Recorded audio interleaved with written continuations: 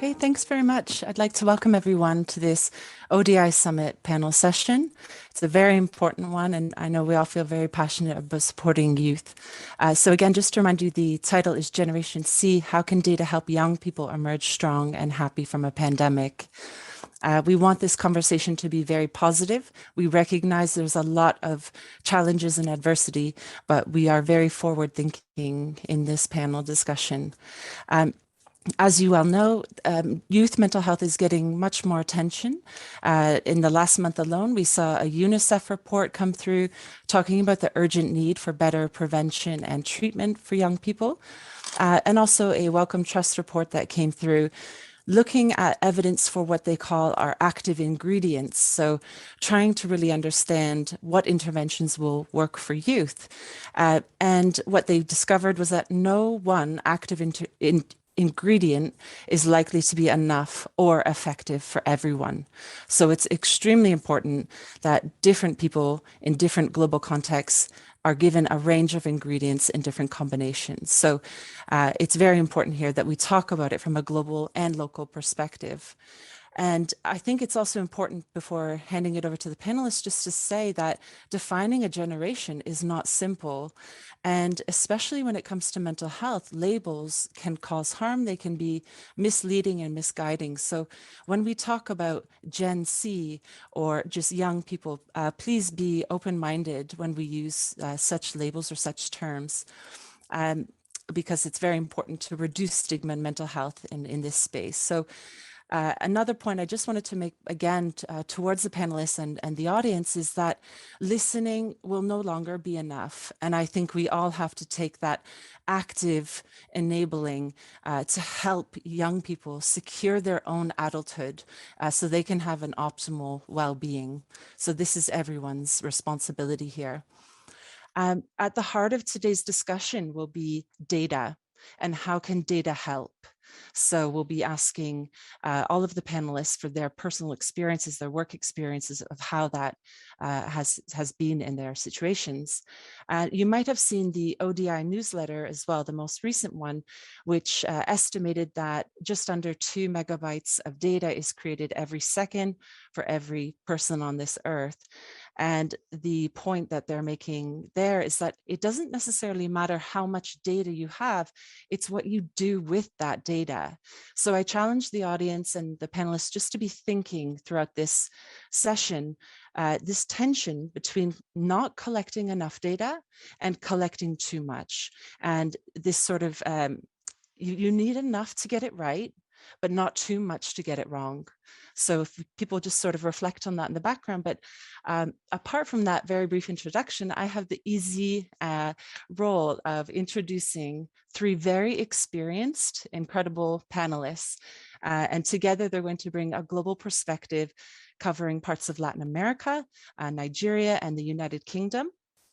And it's very important to think globally and locally with mental health, because each country, each region will face specific socioeconomic, sociopolitical, climate, humanitarian, etc. challenges. So we must be thinking in this way and learning from each other. And it's also very important to note that mental health associations with, for example, screen time or gaming, they have different impacts in different cultures and different countries. So you might see a positive or a negative association. Things can flip. So we need to be open-minded when we're global, that we still have to think across the board, but locally at the same time. And I just wanted to make the final point as well before moving forward with the panelists, that United Nations Department of Economics and Social Affairs released a statistic saying that around 88% of the global adolescent population, so 15 to 24-year-olds, resides in low and middle income countries. So again, just to reiterate the importance of this global perspective.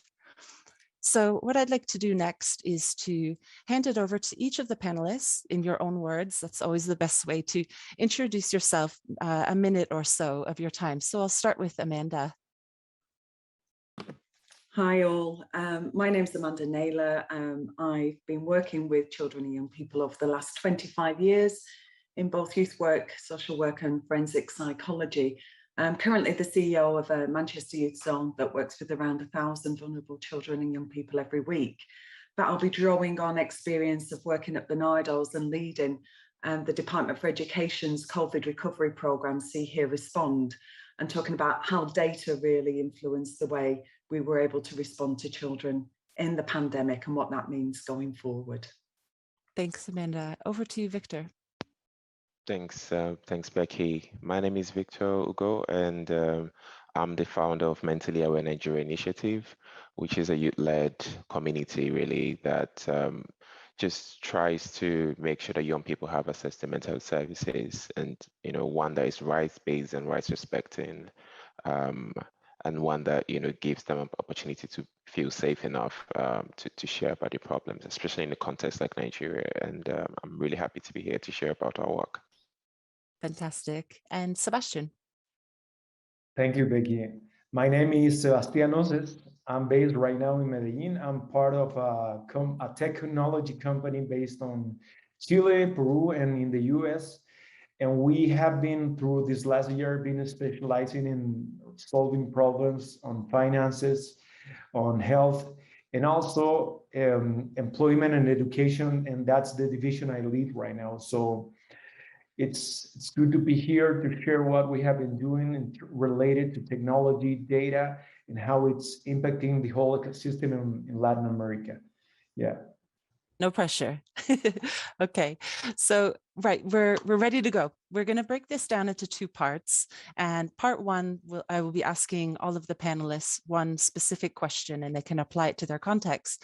And then part two, we really hope we can get the audience involved with some questions, or we can just also have a group discussion amongst the panelists in a very informal way and just go with wherever it takes us. So we'll start with the first question, which is, what transformation were you involved with, and why was it needed during COVID and possibly even before? So Amanda, if you'd like to take 5 minutes or so to explain about the work that you're doing in Barnardo's. And I just wanted to quickly set the scene for people who aren't aware of mental health issues, and being aware that this is a spectrum of mental health and well-being. But to cover sort of the more mental health perspective, there was an editorial released in Lancet Child and Adolescent Psychiatry on the 3rd of September, and quoting from it, the rates of mental health in young people in the UK have dramatically risen. The 2021 report from the Children's Commissioner showed that referrals for probable mental health disorders in the UK, age-based 5 to 19, were up by 35% in 2019 to 20 compared to previous years. And that NHS, a digital report in October 2020 showed an increase of 50% in children diagnosed with a clinically significant mental health condition compared with 2017.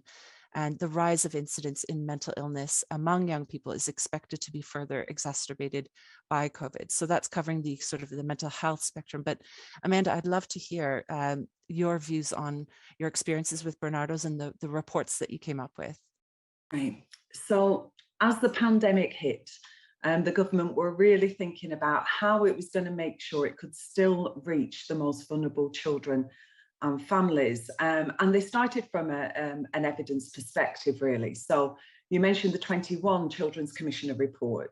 In 2019, the Children's Commissioner did a vulnerability report. And at that point, it identified there was around 1.6 million children in the UK that were living with families where there was risk, and that increased their vulnerability, particularly around mental health. And so we had 1.6 million that we knew before the pandemic were not going to be in school because of lockdown. So the eyes that would normally be on those vulnerable children, just checking and identifying how risk fluctuates within families, was no longer going to be a safety net. There was no safeguard. And it was that particular group of children that the government were most concerned about, because statutory responsibilities continued the same for those children that were already being supported. They would be seen, but we had about 1.6 million children that we knew probably needed additional protective adults that would not be seen. And so the challenge to Barnardo's was, can you coordinate a national response that would find those children? Now in the UK, we usually find our children through schools. teachers would say, oh, a child didn't come in today, or a child came in very distressed. And that's how we get referrals. But how do we find children who are being expected to be locked down and in houses that weren't previously known? And that was the real challenge for us. And so what we realised is we really needed to garner the strength and the knowledge of the voluntary and community sector. They were the ones in communities, they knew their families, they knew the ones they were most concerned about. And so the first job was to really get an army, and it was an army. We had 84 large, medium and very grassroots organisations who we brought together to start to go out and find these children and families that were most at risk and to offer them the support that was required. It was a huge investment. In total, it ended up being £11.4 million over 10 months. And we wanted to make sure that that money was really well spent and spent on the right things. So for me, as the lead of that programme, I guess I challenged myself with 3 key things, really. First of all, how do we reach children? Well, once we'd got our army together, that kind of did the work for us. But how would I know that we'd reach them? I was sat in where I am now in my house, trying to coordinate a brand new programme digitally. Not having worked with any of these people before, and us all using different data systems.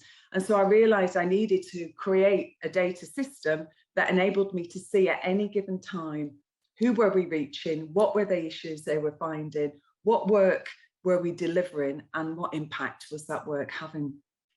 But most of our grassroots organisations had 1 laptop between the entire organisation. So we needed to keep it really simple. And we developed 4 or 5 just really simple web forms that was able to be brought into a dashboard that from my living room I could see exactly those things. How many children were being referred a day? Well, at the height of the programme, we were getting 5,500 new children into the programme every single day. And looking at what are their key issues, what are the things that are really making a difference and impacting on them in terms of their mental health. And that data was so important, because I think what we were seeing in terms of behaviours in families, we were seeing increase in self-harm, really significant self-harm, increase in suicide ideation, increase in phobias, increase in OCD and other type behaviours where children were exhibiting really compulsive behaviours. And real increase as well in children telling us of maybe more psychosis-based mental health issues around hallucinations and hearing voices. And that was really challenging for our VCSE organisations who didn't have a medical background. And what we were able to do with the data is identify where we were experiencing that, which organisations were doing that, and link them with medical professionals, so that actually we didn't need an increase in our CAMS or mental health services. What we needed is more confident and skilled workers to be working with those children. And what we did is look behind the behaviours and look at the causes. And actually that was what made a real difference for children. When we started to be able to look at the data, we recognised a lot of what children were experiencing was due to social isolation and loneliness. They've been cut off from all their usual protective networks, you know, their usual coping mechanisms, which often was about going out, meeting their friends, chilling out in public spaces, running off energy. All of those have been removed from them. And so we were able to start putting in programs that weren't medical programs, they weren't treatment, they were about how can we do a social distance walk with this child, get them out in the fresh air, give them some space and a trusted person to talk to. How can we bring children together in places and spaces digitally that we can have fun? How do we do exercise together? So one of the most popular activities we did was boxing. And everybody did it online in their own houses, and we did boxing sessions led by boxing coaches. So there were some real social prescribed opportunities that if we'd have only looked at the top level of data, which was the behaviours, rather than what children told us in terms of what was causing or what they'd lost or what they wanted, then we'd have given a very medical response. What we were able to do is give some really effective social prescribing responses that made a real difference. Thank you so much, Amanda. That's really positive. And it's interesting that it could be the flip for other children where social anxiety re-entering after the lockdown could be an issue, and all these different ways of looking at it. So important to have the voice of the child or the needs put at the center. So thank you for that. And Victor, over to you. So yes, Mentally Aware Nigeria Initiative. This is Nigeria's largest youth-run and youth-focused organization. So again, the importance of putting the emphasis on being driven by children and young people. So congratulations. And I read your Lens of Psychiatry piece that came out on the 25th of October. Everyone should check it out. But it's an important piece, research task shifting and youth as drivers of a more global mental health science. And there was a piece that I liked in this where you talk about the scarcity of contextually relevant evidence-based research investigating mental health problems in low and middle income countries, and the need to have more strengthening and diversification of the research base in LMICs, how important, imperative this is. And it relates so well to data, because if there isn't much data being collected, how can it drive, or when can it start to drive that? So yeah, over to you if you wanted to either embed that into your response or just tell us about the transformation experience you had in the pandemic. Sure. Thanks so much, Becky, for reading that. It's a piece of work that I did with my team, and it's part of more like a, should I say, initial scoping that we're doing for a project that we're planning to launch in a couple of months. So I'll be happy to share that at some point during this discussion, but I'll probably focus on the transformation program that we did during the pandemic. One of the major services that we offer as a counseling support platform, which is probably the largest free mental health counseling service in Nigeria and likely in West Africa as well. We've given over 108,000 free sessions, give or take, in the past 4 years, with each session lasting an hour on average, equaling over 6.5 million life-saving minutes. Now, about 62% of people that use this service are aged between 18 to 25, and about 29% of them are aged between 20 to 35. That's just to provide some context. Now, when the pandemic started, we felt we were well prepared for it because we had a good number of our programming and services already adapted for digital, but we couldn't have been more wrong. In the first month of the lockdown, we had about a 70% increase in the expected time of contact with clients, and that it probably increased the time that we had with clients by 24 hours. We had a 7% increase in number of people reaching out to us. By the third month, we had a 150% increase in number of people reaching out to us, and that expanded or extended the time of contact with clients by almost 5 days. And eventually, in subsequent months, we had an overload, in fact, of cases that we were getting. We couldn't just meet up with the number of cases that we had. Even though we were training more counselors, we had to triple the effort for training new counselors to support the platform. But all of this was understandable, of course, because we had about 91% of persons using our services being young people between the ages of 15 to 35. But the pandemic and the efforts to take control of the spread meant that a lot of young people were out of school, or they were facing disruptions in their jobs and in their earnings, or they were facing disruptions in their typical reading, and a lot of them faced, lots of uncertainties. One thing that we found most important was that a lot of them went back to environments that were maybe unhealthy for them, with little to no escape. Now, our work was further affected in a couple more ways. The typical referral processes that we had, which was, when we do the initial first aid, we counsel people, provide problem management, problem solving therapy, we also refer much more severe cases to the hospital. That typical referral process was actually broken because psychiatric hospitals in Nigeria were shut down at the time, and they were not receiving new patients, except sometimes on an outpatient basis. And even then, it wasn't so clear in so many states across the country. Now, a couple of states, like Lagos State, I think that's the only state that did this, set up a virtual mental health clinic. But naturally, that means that not a lot of people had access to it. So there's reduced access to services and a system that people were not used to. Now, the second way that we could see from our data that this affected our programming was that even though we were training new counselors, we were still having lots of people drop out because, of course, everyone was experiencing the pandemic and its effects. So we had to make it work somehow. Now, the data that we had helped us in the process of adapting to the changes and the reality that we're facing and we're seeing. And so we started to create a resource page with information relating to the pandemic and how to adapt to different challenges that young people were facing at the time. We made it available online, but we also translated some of it to make sure that we were pushing that, on over our platform. We also expanded our stranger support platform. So typically the stranger support platform and program that we have, we at the end of every month just put out a form for people to put their numbers in so we can call them and they can tell us how their months went. So it's just like a random thing, and the stranger calls you and you get to chat about your week and your months.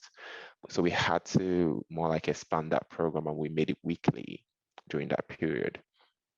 And the extra thing that we did was we launched a group support therapy on Zoom, where we had a couple of sessions that they were open to the public and anyone could join, and mostly young people were joining those sessions.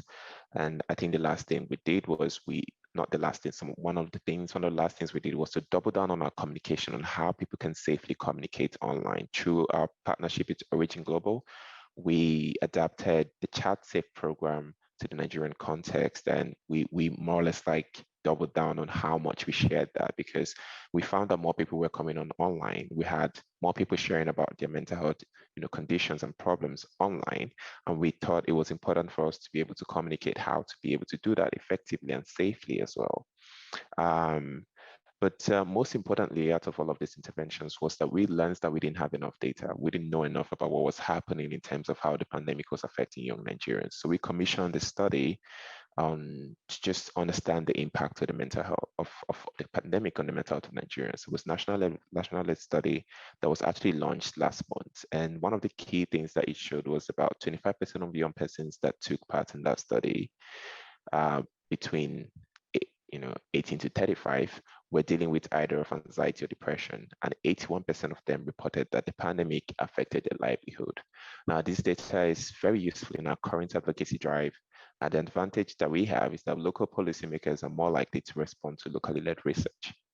And finally, the lesson for us in all of this is just how much data came through in the creation of new programs, in the adaptation of old programs to fit, and provide support to a society with little or no structures to do so at the level the demand requires. So it helps us to start to think about our programs and our approach to them, and our new strategy, which we just developed and finalized in August. It means that we're now taking a hybrid approach of an evidence-based practice, but also a practice-based evidence. So we can not just launch new programs with evidence, obviously trying to make sure that we apply the evidence basis to them, but also for the programs that we already have, to make sure we apply some evidence to them, and trying to make sure that we integrate this approach across policy advocacy, and especially across our programs. Okay, thank you, Victor. That was really interesting. Practice-based evidence, evidence-based practice. I like that. I appreciate that. It was also interesting comparing to what Amanda was saying about social prescribing and specific times, like boxing would happen at this time. The idea of a random person reaching out at a random time, there's something unique about that. And I'd love to see which young people really resonate rather than having prescribed, which can also be extremely effective as well. So yeah, I learned something there. That was really good. So Sebastian, yeah, sort of segueing from what Victor was saying in his paper, they mentioned critical transferable skills that can be applied to careers across diverse sectors. And I just thought immediately of the work that you're doing. So like creating new opportunities for young people, this is what we're trying to do here. And using AI to match these opportunities and these future job opportunities is extremely important. So again, going back to what Amanda was talking about and the Lancet paper from before, that unemployment and education, these are such important features. And in that paper that I mentioned, unemployment in the UK among 16 to 24-year-olds, while it has returned to pre-pandemic levels, the paper noted that it remains at nearly 4 times of the general population. So youth unemployment, much higher. So it'd be very interesting to hear your views and the I read the OECD Latin America report that just came out, and it does talk a lot about the unemployment was already rising.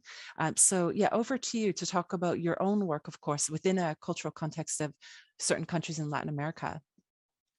Thank you, Becky.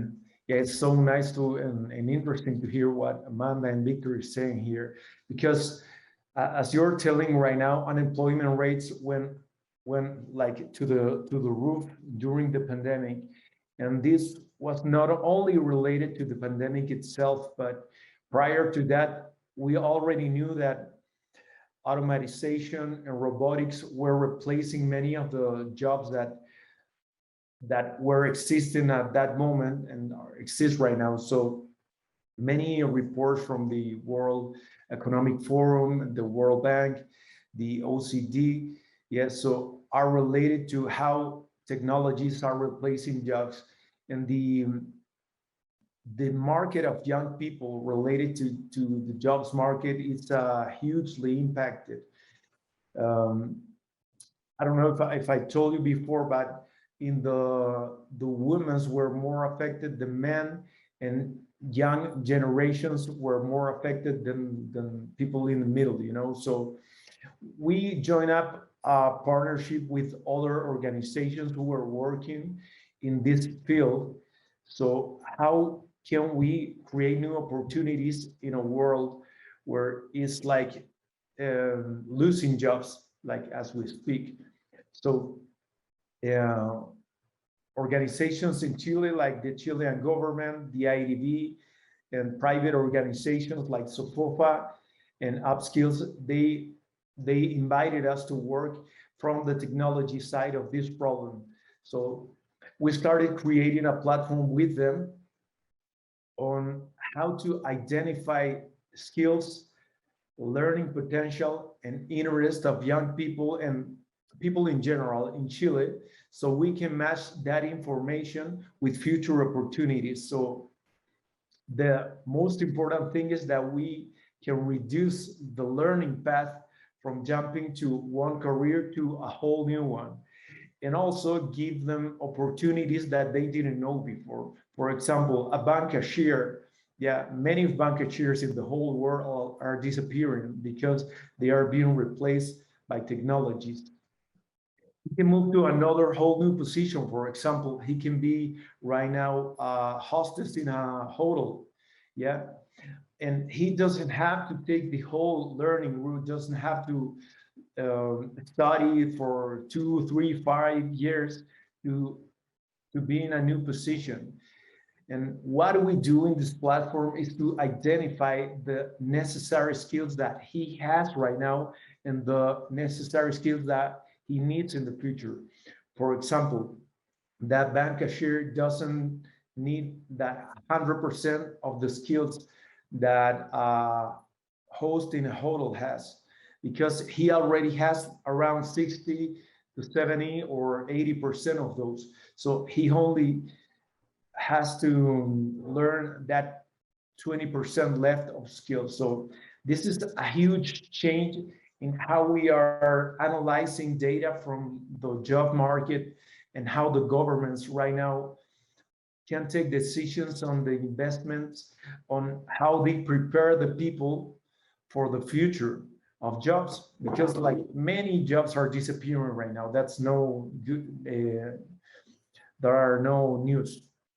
And all of the countries have to prepare right now, and of course organizations, to help young people and older generations mainly on how to transition to new jobs.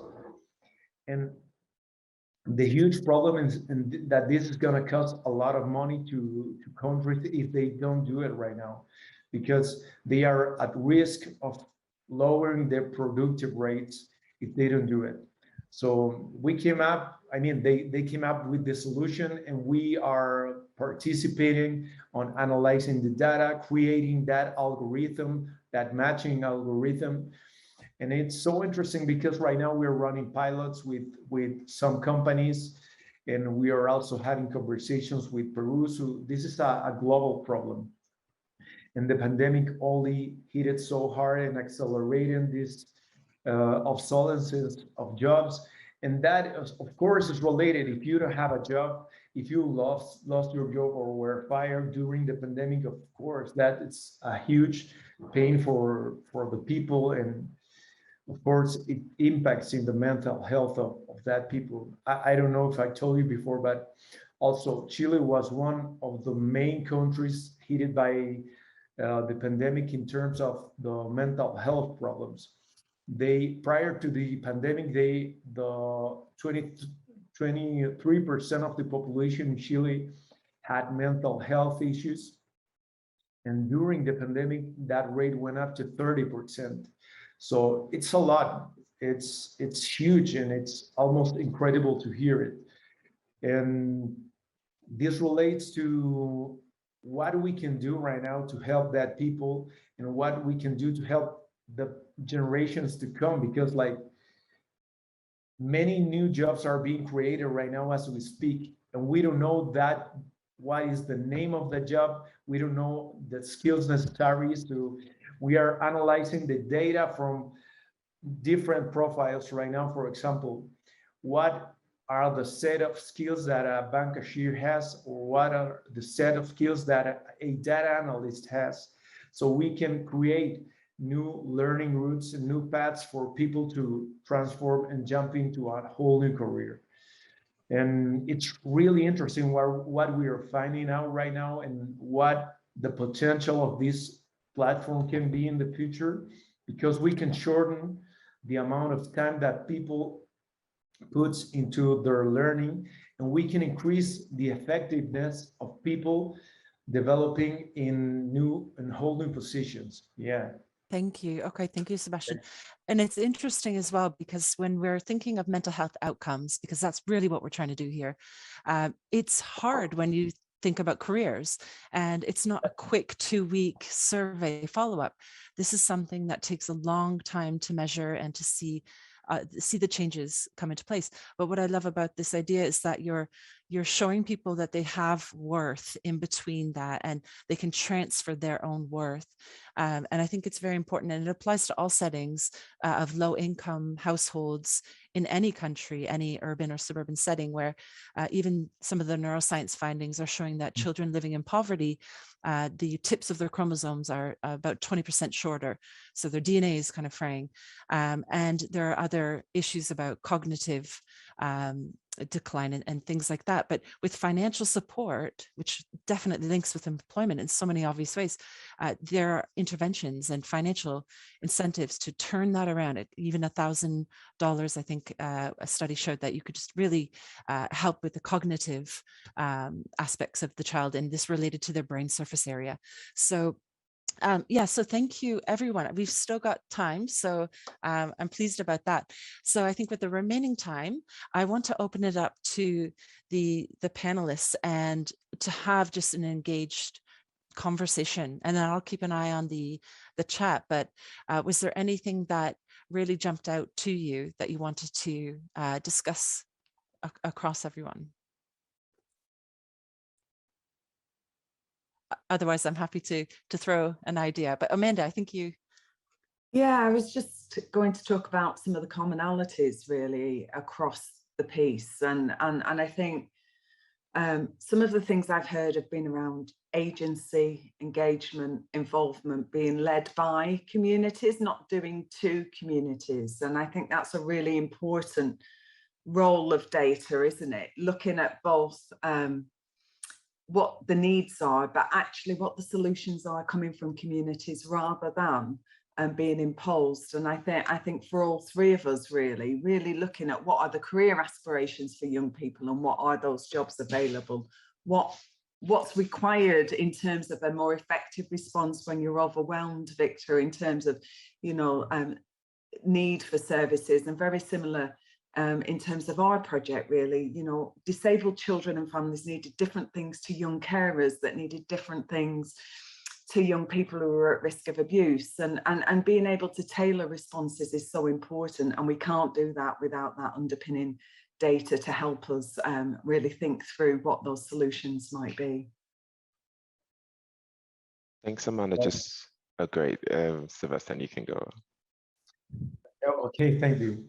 Yeah, I was about to say that data right now is like, it's improving so far that we can get to know more about ourselves than we used to before, like in the whole past. So I believe the potential of data mixed with social sciences. I'm a sociologist myself, yeah. So has a huge potential on how we are gonna develop and shorten the past and shorten the anxiety for young people. I mean, when we were younger, we didn't know what to study in the future. We didn't know what was our best option for a job role in the future. And we also thought that the job that we chose in the past was going to be for our whole lives. But transitions are now more frequently than we know. People jumping from medicine to technology, people jumping from agriculture to data, and people, I'm myself sociologist to also to design and technology. So these things are right now are more frequently and happening, and that's why reskilling is so powerful right now. Reskilling, it's help for everyone who wants to jump into a whole new career without like depending on what we study before. And I mean, helping with what we studied before and what our job experiences were in the past, and that can bring us whole new opportunities for our future. So if we know more, if we use data correctly, we can know more about ourselves, and we can know about the ecosystem and what the opportunities are in the whole world that we didn't see before. So I think we're in a great stage, still a lot to mature, but right now it's amazing what's going on in data and technology. And Victor, I know you wanted something to say. Yeah, absolutely. And it actually fits into very much into what Sebastian said. And it's one of the things that we tried to make sure that was clear in our paper, was that if you look at the current context of research in most low-income settings, especially in Nigeria, you have about, there's something we call the 95/5 research gap, which has about 95% of research in high-income, mental research in high-income context, about 5% in low-income context. And even where, you have researchers in low-income context, a good majority of them are predominantly male psychiatrists, So that, and I think there's about an average age of about 45 years for them.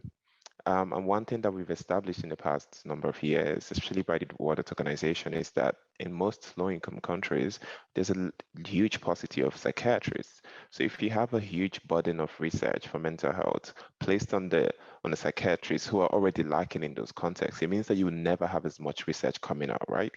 So what the paper that we published was looking at was how to use the same concept of tax shifting that, that is already applied to mental health care and service in most low-income settings, which moves, psychiatric care to non-specialized healthcare workers, to apply that same concept to mental health science and research, and saying we don't just want psychiatrists or people working in the mental health space to be the ones doing the research. We don't just want people doing masters or PhDs to be the ones doing research in mental health. We want to see how we can have young people who are just coming out from high school or just getting into undergrad actually doing research and being interested in mental health science. So there's one thing that we're trying to push, and that's one of the programs that we're creating, and we're hoping to get some support to pilots in the future. Amazing. And I'm going to go back to Amanda in a moment, but we've got a question coming in on how do we give young people more agency over the world they will inherit. So much of what takes place feels like it is beyond their control, which is very disempowering and detrimental to health and well-being. So again, just bringing it back to the young people and shaping their own futures. So Amanda, if you want to jump in before we tackle that question, or if you can segue there. Yeah. So in terms of agency, I think developing data systems that have the ability to listen to what children tell us and quantify that data is really important. So sometimes we develop data systems that say what we do. It doesn't say what is needed. And so that self-assessment was really important. And what we heard in See Hear Respond was 100,000 children's self-assessment of what it is they needed, and therefore it was compelling that we had to respond and develop services that met those needs, rather than saying, this is what we've got to offer, come on in, you know. And that was part of my next point, really, Becky. We had to do that really quickly. So we think, oh, if we want to find out what 100,000 children in the UK think, we're going to need to invest huge amounts of money. We're going to need to, you know, do a 3-year study. It's going to take us a long time. We didn't have that time in the pandemic. And what we did was develop agile data systems that has just enough information to be able to get those patterns and trends, but actually enabled those grassroots on the frontline workers to just type in a web form that said, these children have asked for this. And that enabled us in our project to say, if young people have asked for that, we're going to put money into it. You know, it was an incredibly agile resource allocation because we were developing it as we were going. So young people said, we need nutrition. We haven't got good food at home. You know, cooking isn't happening in our house. Mum's feeling really down. And so we were able to get community groups to go and deliver fresh ingredients to children's families and do a cooking session online. And we all ate together, you know, really creative things that came from children and young people saying, this is what I really miss, or this is what I'd like. And it doesn't take huge resource. It does take a commitment by all agencies to do it. And just imagine if we had all agencies giving that data all of the time, the kind of difference it would make in terms of resource allocation and what works for children, rather than a traditional service modelling process that doesn't listen to what children and young people need. Yeah, that's really fantastic. And it points to the importance of subjectivity of mental health and well-being and getting away from labels. So yeah, my work with young people, they'll tell you in 10 different ways, and even the way they tell you doesn't always align. And that's really important, that we hear one thing, we see one thing. It's a very complex thing, but yes, subjectivity it matters so much, and we need to capture that. I don't know if the other speakers want to.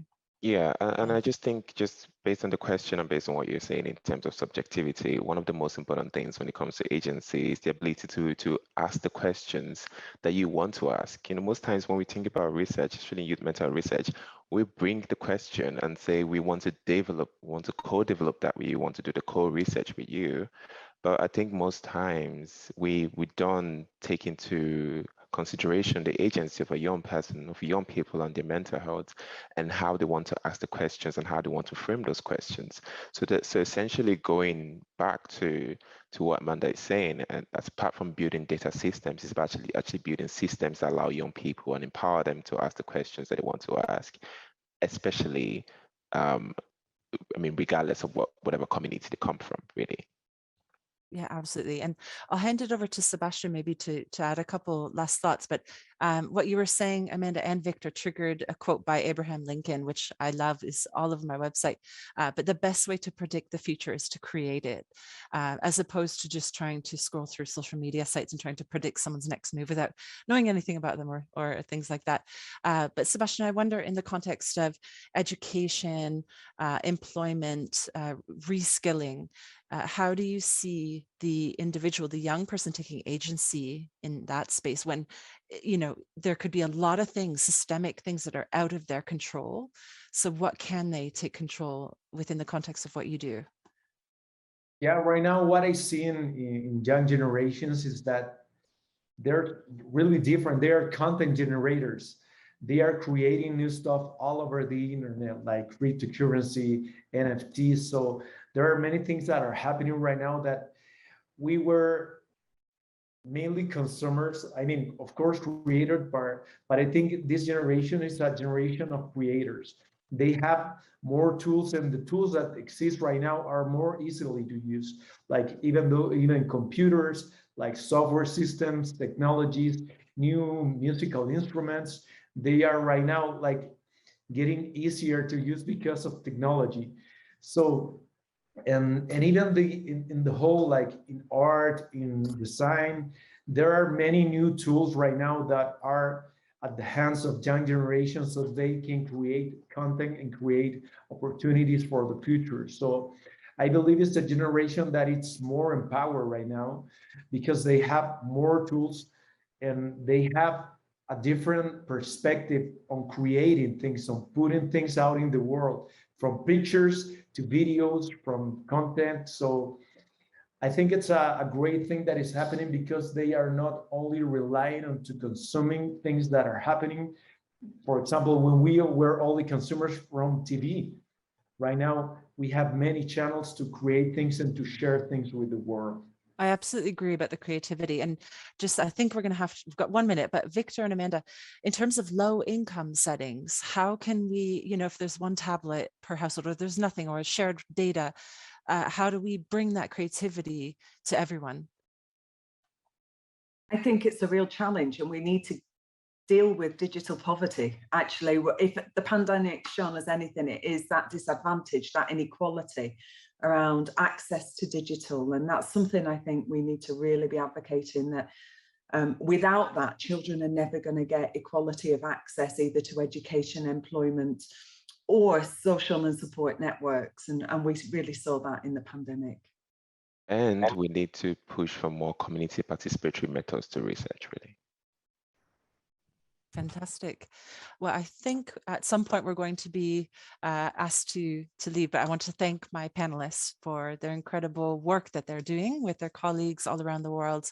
Thank you for your time.